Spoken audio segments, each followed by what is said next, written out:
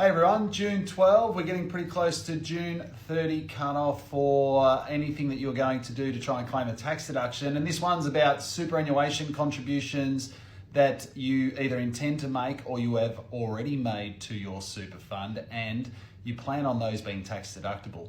So what I wanted to make you aware of, if you aren't aware of already, is you need to let your superannuation fund know by declaring your notice of intent to claim your contributions as a tax deduction. I'll give you a quick look at the form. So you can see above me, this is the form that you can download directly from the ATO website. Many of your super funds will provide you with this form as well. You can see above there, it is a notice of intent to claim or vary a deduction for your personal super contributions. And it's really critical that you complete this and submit this to your fund because they need to process this for you. And ultimately what they will do, once it's processed, then you are able to claim it in your tax return when you do those after July 1 and make sure you get that deduction. We've had many clients who have not completed this notice of intent form in time, and when you don't complete it in time, you don't get your tax deduction. So it's really critical that you get this done. Now you need to get this done before, as mentioned, before you do your tax return. You still have a fair bit of time to do this. It's not critical you do it immediately.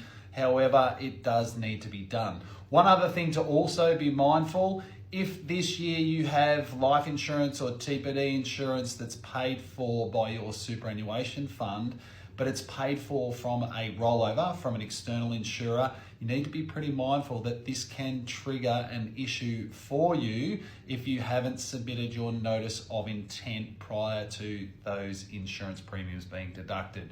So make sure you take a good look at your arrangements and when those insurance premiums will come out to make sure you've got this notice of intent done in time to get your tax deduction, which is what most people are seeking to achieve out of superannuation contributions.